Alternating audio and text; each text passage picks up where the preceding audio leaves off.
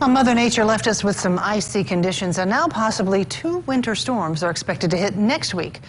What should you do to prep your car? Well, Eyewitness News' Katie Forcade has the story. News at 5. Now, it is February, and we are talking all about making sure your car is prepped properly for any winter weather that hits our way.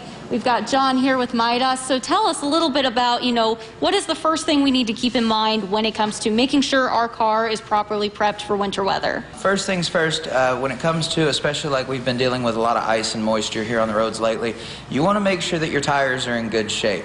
If the tires are not in good shape, obviously being in slick conditions, you're going to be slipping and sliding all over the road, and that could potentially be quite a bit of a safety issue for you. Awesome. And you kind of mentioned, obviously over towards the front of the car, we've got, wipers, things like that. What about the front of the car? What are we looking at over here? A couple things that you can look at, like in this case, the battery for this vehicle, there's a lot of corrosion, things like this, that could potentially cause some starting issues, especially in colder weather.